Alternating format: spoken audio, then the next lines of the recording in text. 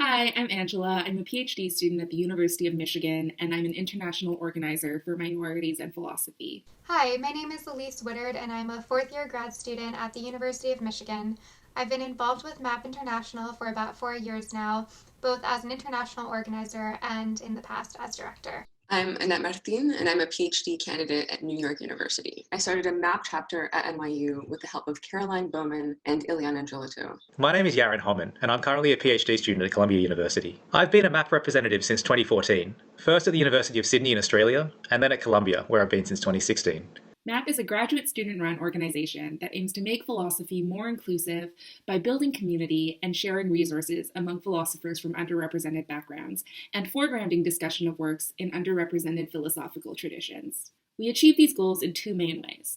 First is through the local organizing of our over 140 chapters at universities around the world, and second is through the advocacy and resource building of our international organizers. In what follows, you're going to hear from me, Annette, Yaron, and Elise about the things we've done as chapter and international organizers for MAP and the impact that MAP has had on us and the broader philosophical community.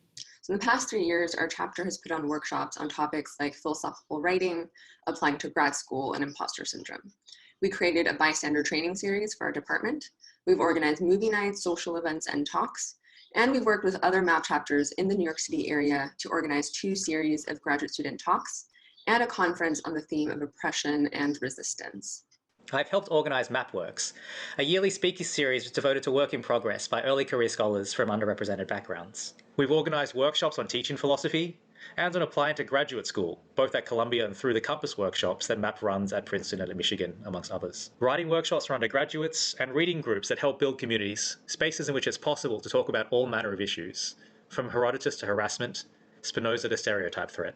I'm here to talk to you today about MAP's presence at the APA via group sessions. We started hosting group sessions in 2018 in an effort to be more aware of our role in influencing the profession. Since then, we've hosted these group sessions at least 2 of the 3 APAs per year. This year, our topics included distribution and recognition of service work at the Eastern APA, setting boundaries, professional and personal, at the Central APA, and at the Pacific, we were going to have a session on microaggressions, bullying, and harassment, but sadly that was canceled for obvious reasons. We have also worked on creating resources that come out of those APA sessions, either from the panelists or speakers or from the workshop component of the group sessions.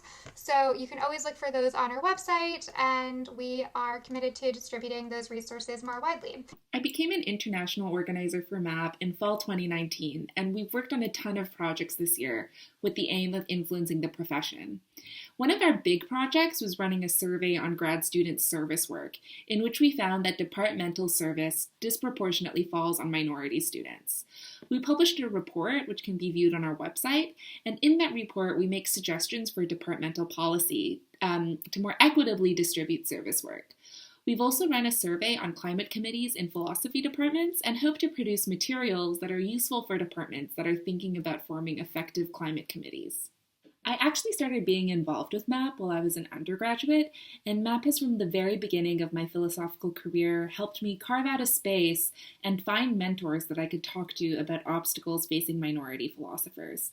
I can't count the number of times that I've been at a MAP event and just been amazed by everyone's willingness to work through difficult problems and not just pay lip service to issues facing minority philosophers, but really take what is learned and put it into action.